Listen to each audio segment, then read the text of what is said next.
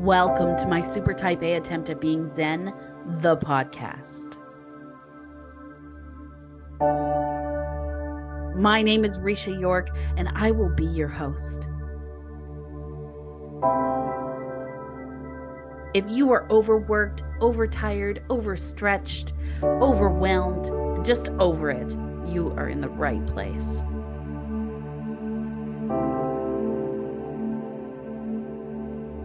We like to say we are currently working towards Zen-ish. I'm thrilled that you've joined us. Let's see who will be supporting us on our path to Zen today.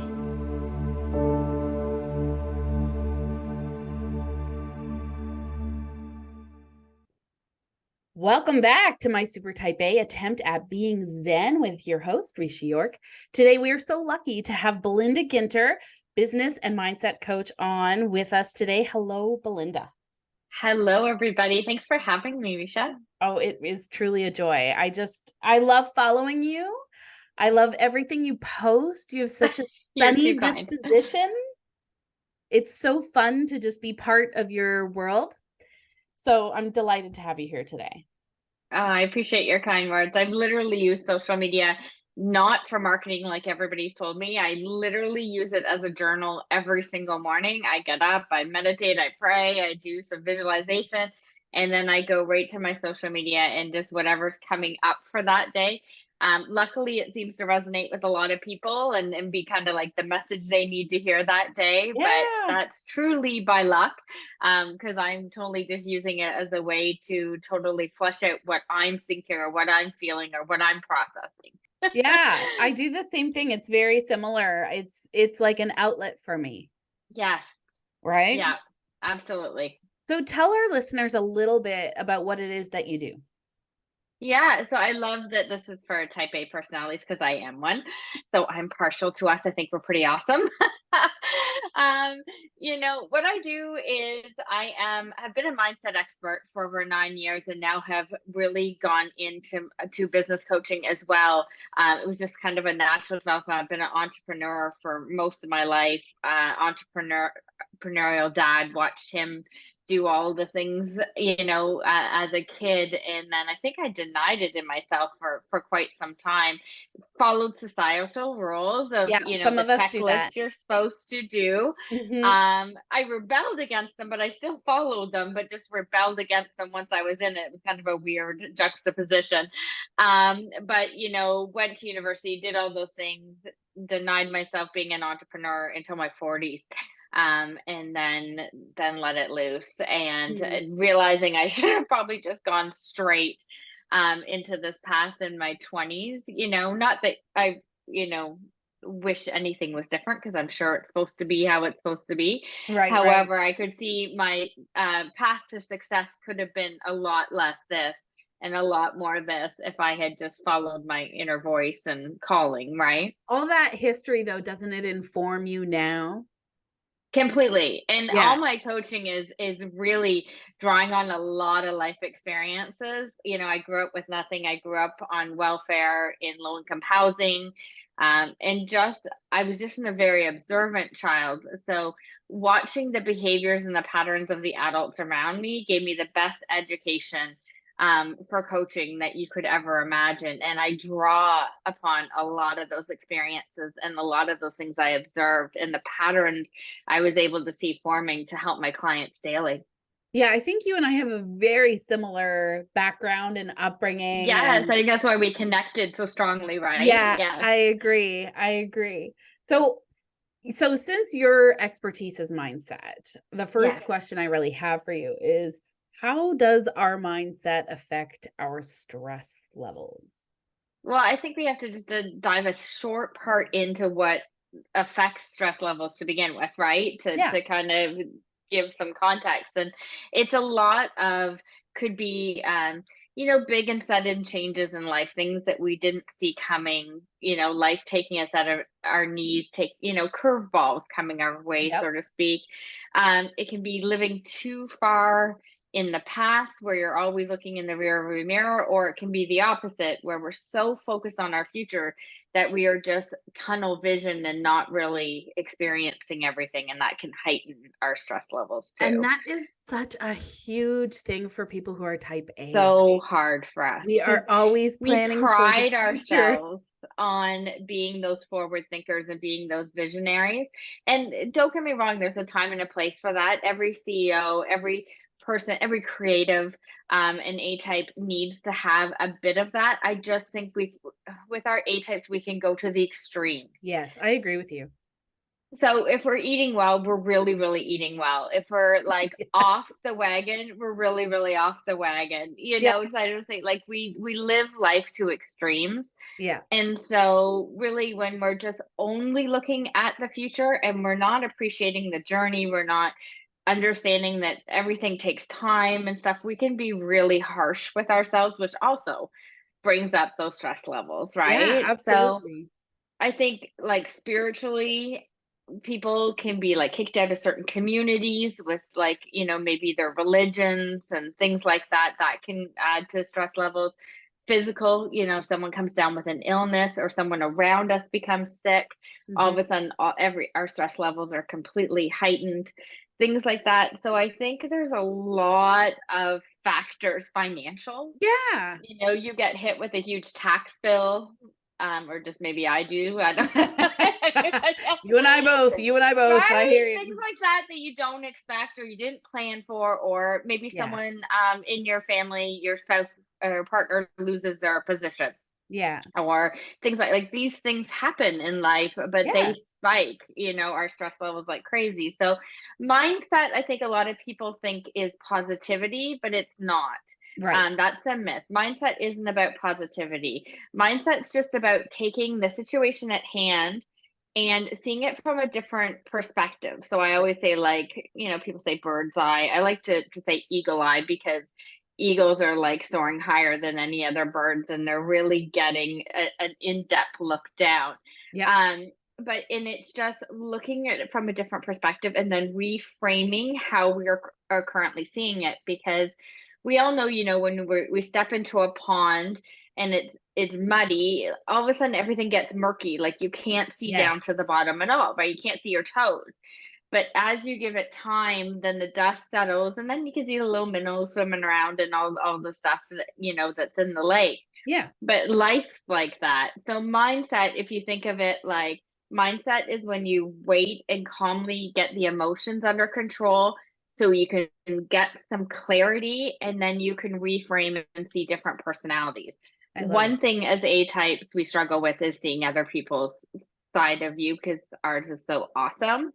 That sometimes we That's such forget. a good way to put it. In my practice, we talk a lot about like my super type A folks have like a my way or the highway approach Yes. to the world. And Mm-hmm. I mean, look, I get it. You're obsessed with efficiency. You've worked through all of the possibilities and you've found what you believe to be the right answer. But it is a real challenge when we work through it to be like, guess what? There's a few right answers. You got it. And when we become the all knowing, then we stop learning. And as A types, one thing we do pride ourselves on is being lifelong learners. That's why we have a growth mindset, because we believe we're never done learning. However, sometimes we're not good at the listening part of, especially when we're very in a state of opinion. And we are in like believing in our rightness so strongly that we Yeah. can tune out great perspective, great learnings, great teachings that will benefit us. So we've got to slow down time a little bit for ourselves, to wait for that dust to settle, to see everything that's in front of us, and then we make way better decisions and way stronger, Absolutely. positive advancements in life, which is our love language, right? So if it's Yeah. like, if I tell a client, we're just going to slow you down so that you make bigger advancement, they're like, okay, Then I'm on I'll board. do Yeah. it. Yeah. But There's also a then, sense, I think, of responsibility for the super type A person, right? Like we carry the world on our shoulders. and And many people. And many people, Yeah. 100%, Or right? like those donkeys in India, like going up to Exactly. summit, right? With all the hikers and all their stuff and everything. Yeah. That's exactly, except we want the credit when we get to the top. So Absolutely. Absolutely. To be donkeys the never first get the donkey credit. to We want make the it, credit. right? Yes. But True. we're happy to do all the heavy lifting, right? We're happy to Yeah. do it. We're happy to show up. We're happy to do the responsibility. But I think what happens for us is, and sort of to your point, like, where does the Mhm. stress come from? We stretch ourselves too thin. We overcommit because Yeah. it um feels like our responsibility, but it also resonates for us. Things resonate with our values, and we feel like, yes, I want to be part of that, or I want to be a Right. helper, or I want to uplift that person, or whatever it might be. And so then you're just constantly saying, yes, I can do that. Yes, I can do that, until you're literally out of time, space, energy, adrenaline. Capacity. Right? Capacity, because we all just have a certain capacity for what we can handle, what we can take on. Yes, And then we're out of adrenals physically because yes, there's nothing absolutely. left to give. But I also think, we say we're happy to take it on, but at the same time, we're a little bipolar because we say we're happy to take it on if we get the acknowledgement. If we don't get the acknowledgement, then we're over here and we're resentful and bitter. And We it's a can be. We can very be. fine line.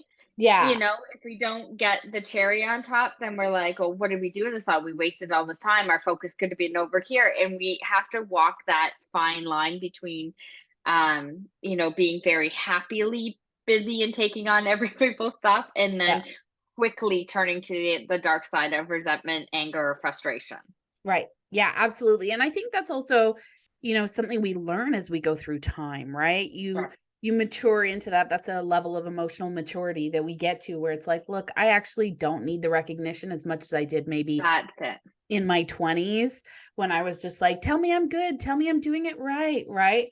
Whereas now it's more like, I feel the sense of responsibility, but less of the put me at the top of the show and show me Yeah. off, as just less of No, that. you got it. And I think it's learning to become our own internal cheerleader. Not needing any external praise at all, I think is where we win, especially as A types, is like Yes. I can cheer myself on and I can recognize what I've done in my day. And as long as I feel that way when I go to bed at night, then Yeah. my life is at peace. Yeah, absolutely. And I think, with I use personality dimensions in the work that I do. I don't know if you're Okay. familiar with that tool. But we talk about this, what I'm going to call the A type, but really what it is, Yeah. this temperament has this massive sense of responsibility, but also one of their major triggers is a sense of belonging, right? And so I think Yes. as you go through life and you're trying to find your people, and you're trying to settle into where you feel like you belong, there's a lot of trying to get recognized so that you can feel like you belong. And I think a lot of there's not enough talk about community, and Agreed. community is our greatest achievement in life as human beings, but it's also our greatest downfall.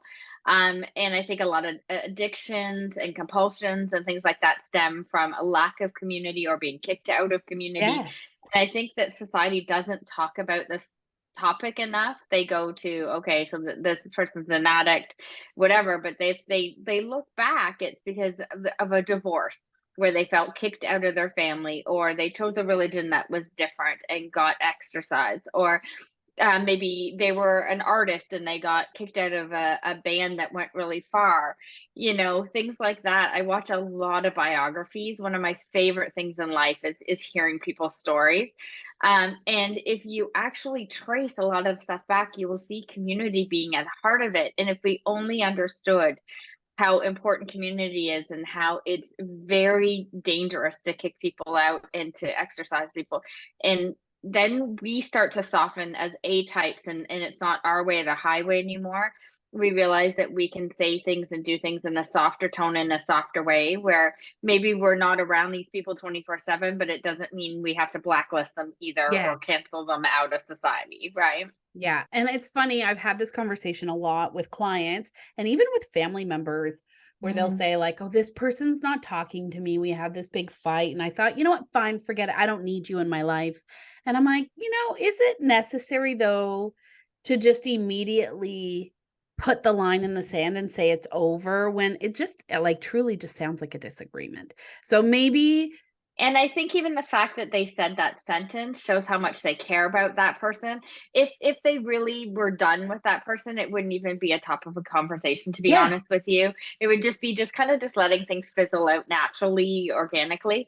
Yeah. But the fact that they're saying, like, bringing it to someone else and having that conversation shows me that the connection and the relationship isn't in fact done. It's just hurt people hurt other people, and that's just what we do as humans. Yeah, exactly. So it's like I'm always like, or just space and time, right? Space and time can do a lot for a disagreement. Space and time, just take a minute. It does a lot for relationships. It does a lot for communication. It does a lot for our well-being, our mental health. Space and time is, you need to get like shirts made up for your It's true. No, it's and so journals with that on it, because it really is. If people are asking what are the secret sauce to live a great life, I think space and time is a great answer. Space and time is huge, right? We were talking about it recently. Like, one of my biggest stressors right now is just mom life, right? My kids are under 7. It's everything is a battle. I'm trying to decide what hills I die on and which ones I'm like, we're going to let it go. Right. And then also, our relationship, my husband and I's relationship as parents, right? Like, you say one thing, they say the other, you feel undermined. And now you have to have that conversation. We're big communicators in this house. So it's like, hey, what just happened there? That didn't feel okay to me. And then we talk through it. I was raised by a therapist. So love it. In my house, it's like we talk about things, right? But it doesn't mean that stress just goes away. Or the hurt feelings or whatever. Yeah. We're in this huge transitional period because these children are constantly transitioning to new levels of emotional intelligence and just general intelligence. Right. And you have to adjust with them, and your expectations have to be checked. And when you're super type A, I mean, my 7-year-old talks like a 40-year-old lawyer. Right. So I'll have this assumption in my head, like, you should know better. Based on the way that you talk to me, you should know better than that. And then I'm like, wait, he's 7. Right? Yeah. Space and time. Okay, Rish, just like stop for a sec. Let's reapproach the conversation, remembering that he's 7. Well, and I think you're touching on being reactive or non-reactive, right? And I think that's also the key to having a great life and having peace in your life, because the more reactive we are, the more it's taking us away from alignment and from who we really are. And I find I never feel good when I've been reactive in a situation. I can't go back to a single time in my life that I was highly in an emotional state, heightened, and I was reactive, that it worked out for me well. It just doesn't for any of us, right? But it happens. Oh, right. And often, because we are still human. Like, that's the hard part I mean, you can know mindset, you can know positivity, you can know all the, secrets to living a great life. Applying them consistently and constantly is never going to happen, no matter who you are. And like Mother Teresa couldn't do it, Gandhi couldn't do it. Like, because we are human, we are going to have slip ups. We are going to get grouchy and have a side conversation with someone. We'll gossip and then feel terrible after it. We will like do these things that aren't truly who we are. We just get caught in emotions. And I think it's at that point, it's just how you react to that. So what's the accountability piece to it, right? It's like, if you're going to be reactive, if it just came, if you knee jerked and it like came out of you, now what? It's right. It didn't feel great. And so now what? Like, how do you then come back and say, that didn't feel right to me, that wasn't okay, or my reaction was not okay? So like, we talk about this a lot at our house, is the accountability piece, right? Right. Like, okay, mommy snapped a little bit because Yeah. everyone was yelling at me at the same time and my head exploded. And so I went, Yeah. guys, right? And then I was Mm-hmm. like, didn't feel great to do that. Right. So sorry, guys. I did not mean whatsoever to snap and yell at everyone. Right. Here's what was happening for me. That's no excuse. I should know better, Right. and I will try better. That's all I can do, right? Absolutely. And I think also acknowledging, yeah, we have to be the person, we have to come back to who we are. Yeah. And we need to come back to who we are in a timely manner. And I think that's something a human struggle with too. They may want to come and have that conversation. However, an hour can turn into 2 days, can turn into 2 weeks to 3 months very easily, especially in family dynamics. Yes. When you have to swallow your pride and say something. And that's why you see, families not talking to each other for years. Really, it's just because someone wanted to say something, couldn't verbalize it, didn't try and write it. And then, just as I said, 2 weeks turned into 2 months to turned into 2 years. And now it seems like Mount Everest to Yes. have that conversation, right? So timing's really important in this. Like, That's a the good quicker point. we can settle our emotions, you can do the green, yellow, red, like when the situation happens, you're at a red.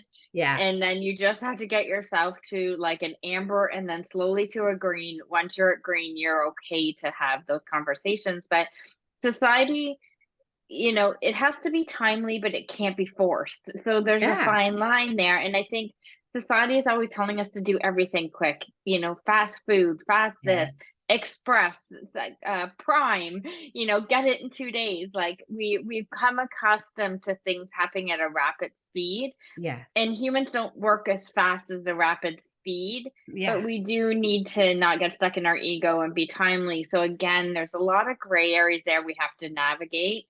And it's not easy. So everybody No. listening, we know it's not easy. Both of us Yeah, can like admit show that yourself it's not grace. easy. Yeah. Show yourself grace. And that's like the biggest conversation. So I run a 9-week coaching program around this topic called My Super Type A Attempt at Being Zen. And Yes. in it, we talk a lot about, yeah, of course you're going to screw up. It doesn't mean we throw it all out the window. No. It just means we now learn from experiences, and you're going to keep screwing up. That's never not going to happen. Right. Life's always Like, going to throw us curveballs, and our emotions are always going to react to those curveballs. It's just whether that curveball is going to take you out of the complete game, or yes. whether it's going to take you out at the knees. You're going to limp around a little bit and get back on your feet. Or are you going to get to the point where you've built up some really great emotional maturity and some thicker skin and some non-reactiveness, so then you just catch the ball and lob it back, Yes. right? Yeah. It's just all about what stage in that game we're in, And that and takes what practice. it consistent practice. Yeah. Everything worthwhile I'm learning in life is built up of really positive routine. Yes, 100% that. So actually, based on that, is there something around mindset practice or perspective practice that you do regularly to help you be less reactive or see the other side? Or is there a Yeah. tool or a... Yeah. And I'm actually happy I can email you this tool that you can make available when the podcasts come out for Oh, people to use. great. But I've created a how to remove any negative emotion in 30 seconds or less. So I'm happy to walk you through that system. Yeah, that'd be great. I made it up, and what I'll send you is basically it's a PDF, but you can cut it into squares. And so my biggest advice is to cut it into squares. Keep it as a little flip chart for yourself in your purse, so you have it around you often, because as I said, this is a practice. Yeah. So the more you do it, it'll become that you memorize it and you don't need your little flashcards. But in the beginning, these flashcards are gold. Yeah. This is what I used. I used to be a very jealous person. When I started dating my husband, I would realize that it was not even founded. Like, I Out of needed a nowhere. loyal man, but just past experiences and what I witnessed as a kid had me on a Trauma. heightened sense of this is going to go down. It's going to go down any moment. You need to be prepared, right? But I figured out the system for myself, and then have helped I think I'm up to 7,000 clinical hours coaching now, and have really introduced a lot of my clients to this, and it's been successful for them. So I feel confident sharing it with, Yeah, that's awesome. and with your group. But the first step is really just acknowledging this, the emotion. And I acknowledge this emotion. It's jealousy. We'll use jealousy as an example. This is, you fill in the blanks, guys. This can be anything you're experiencing in the most. Call out the emotion. I know it's jealousy because I have felt it in my past. So first thought, acknowledging. Second step, just calling it out. Like, I know it's jealousy because I felt this in my past. Third step is like, bring truth to the game. I like to say it's like, it did not serve me then, and it does not serve me now. See how like you can be in a heightened state of like your heart's just racing, you think you're in fight or flight because you're feeling this emotion. But as soon as you acknowledge it, it comes down a couple notches. And then when you're able to call it out, and say, okay, I know it's this because I felt it in my past. And when you take it that third step and you bring truth to it, that like, really, when I've been jealous in the past, it hasn't served me, and I know it's not going to serve me now. Again, your shoulders are coming down, your breath is coming back, you're able to process things a lot more. And then step 4 is so simple. It's like, so I choose to bless and release it. I'm not going to hold on to this.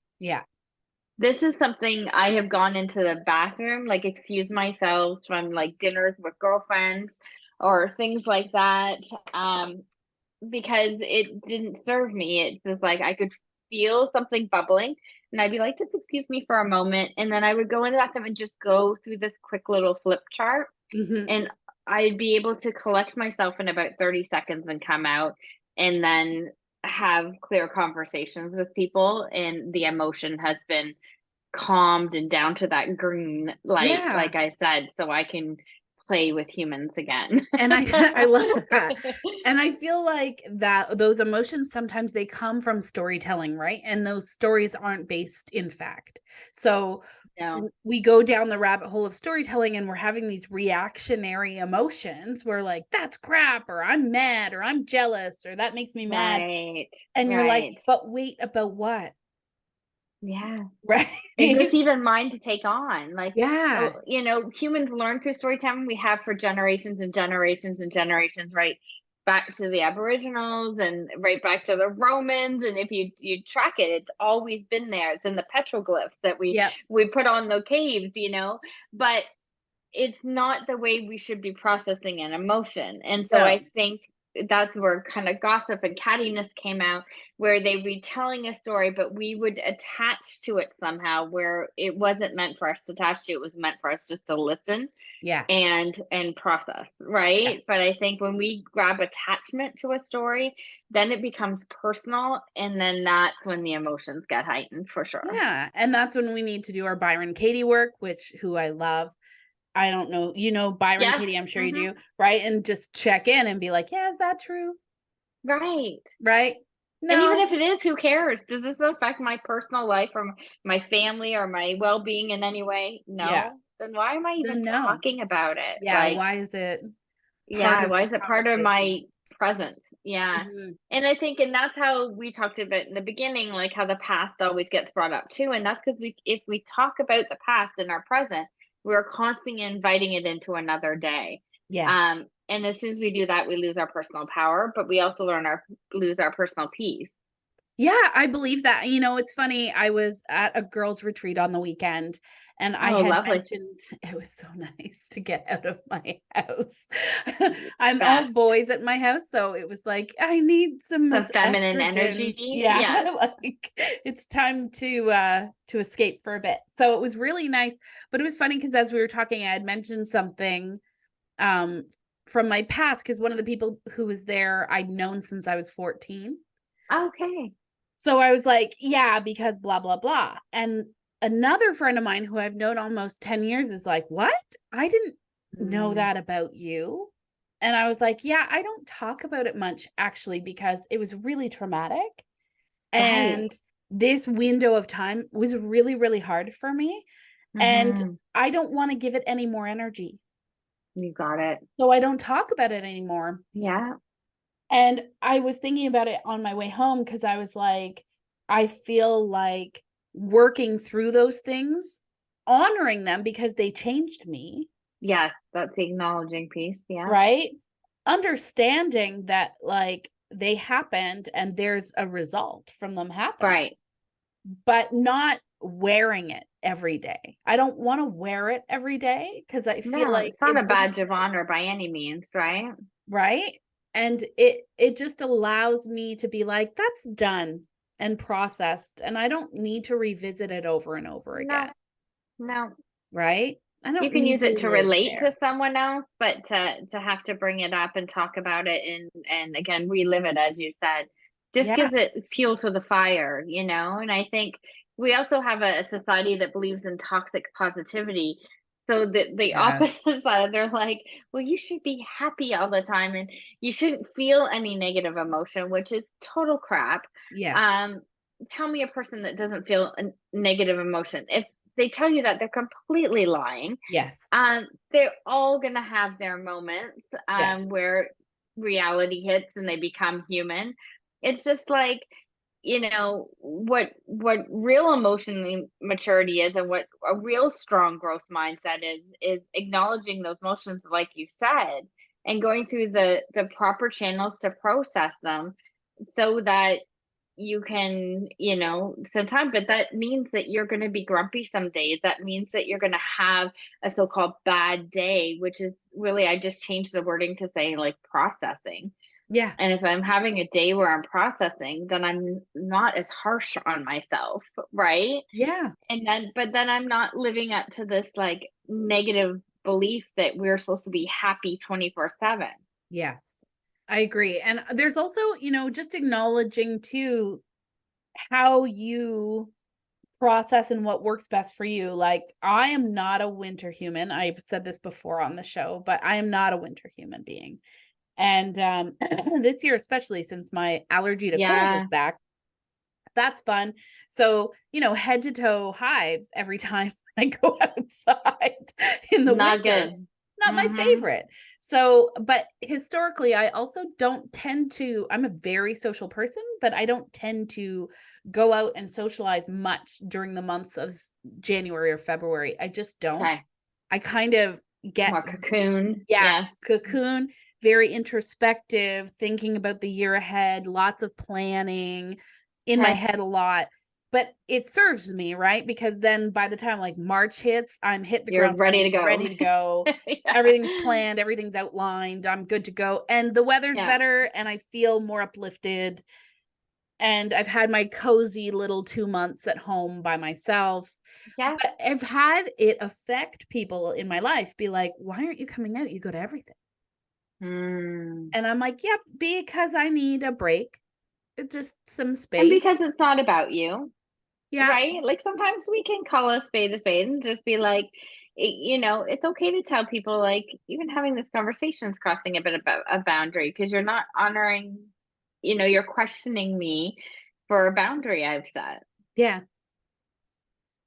I'm just like, it's just what I need right now. Right. And I think Yeah. allowing ourselves to have those moments of what we need right now, Right. that's allowed. We don't have It, to be like on all the time. We don't have to mm-mm. be at the top of our game 24/7. Yeah. You're That's how allowed to take burnout breaks. happens. That's how Exactly. you see artists go on tour for like a crazy length of time and then literally they can't come up with any creative ideas for like 3 years after because they Yeah. have emotionally, spiritually, creatively dug themselves so deep Yeah. that they can't even have a creative thought for years after in the thought of going back out into the world.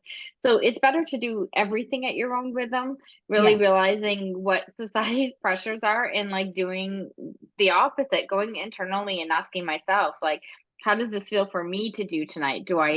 Does this feel like a thing, that I want to do? And also becoming unapologetic Yes. to cancel things when you need to take care of your own mental health. I think Yes. that needs to be normalized, that it doesn't have to be this long-winded excuse why you can't make it. It's just like I can't make it tonight, Yeah. and Exactly. allowing people that space that you go, no problem, we'll see you next time. Yeah, Like, like no there's issue. our responsibility to do it, but then there's the other responsibility that we have to accept it when our friends are doing it and when our Yes. staff is doing it or when our team is doing it, and be supportive of them as well. So we can't have it all where we want everyone to react that way to us and not be doing it in a really healthy way for other people too. Yeah, I completely agree with that.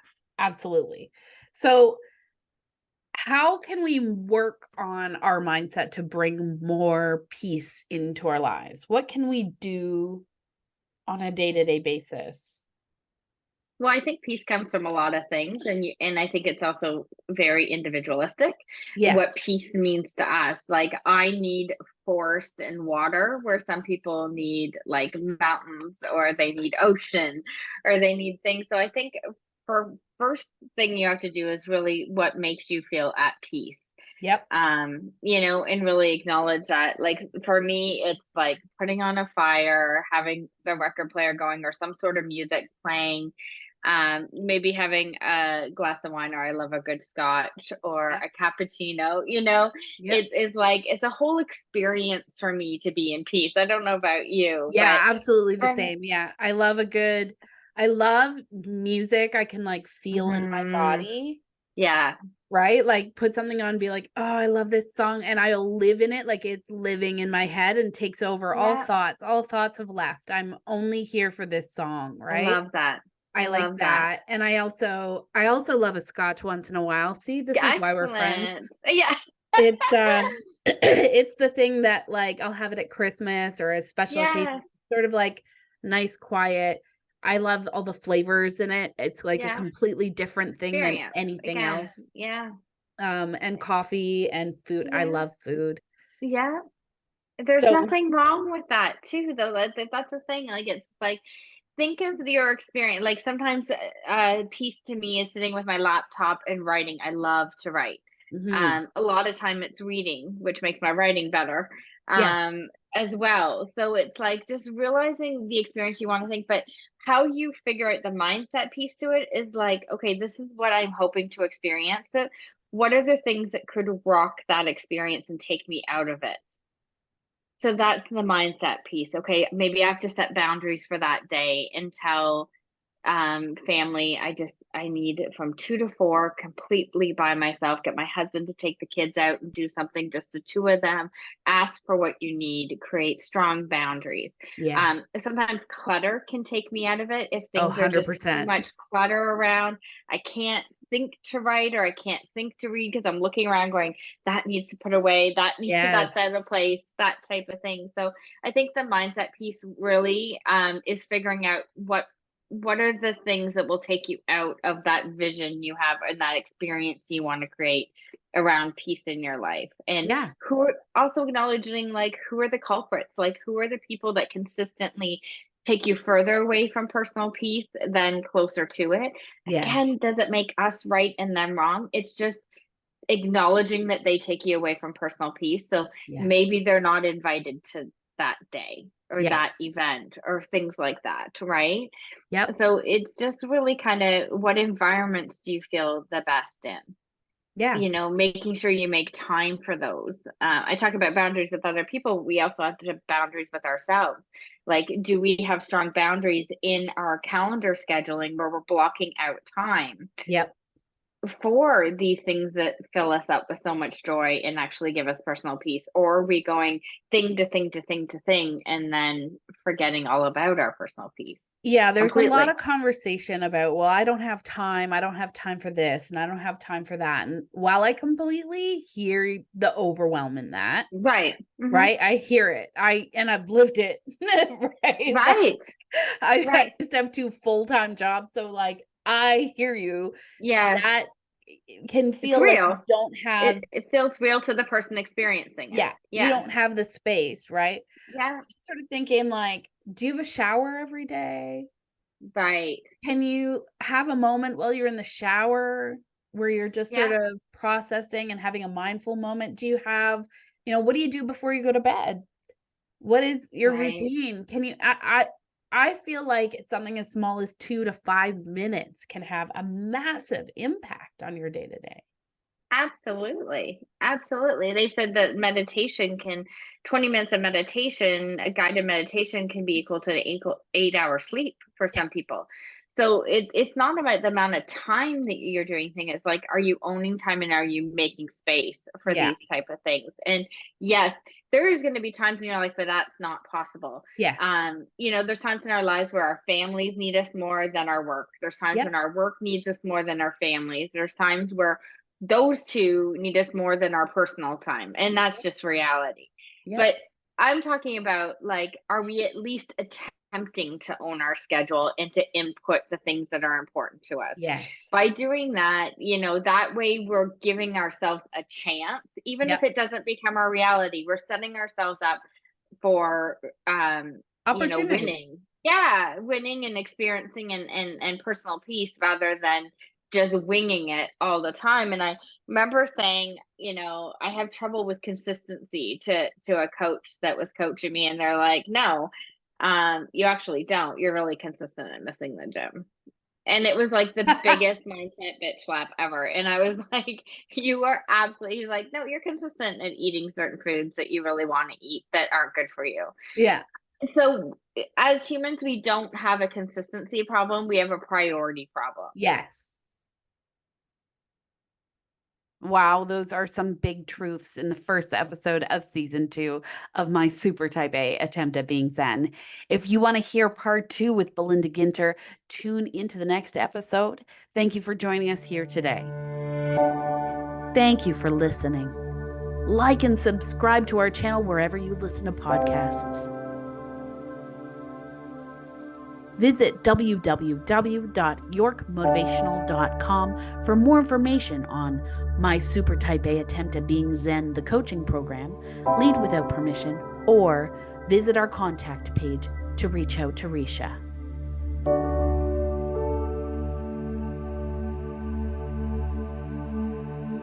Wishing you all continued balance and fulfillment on your road to Zen.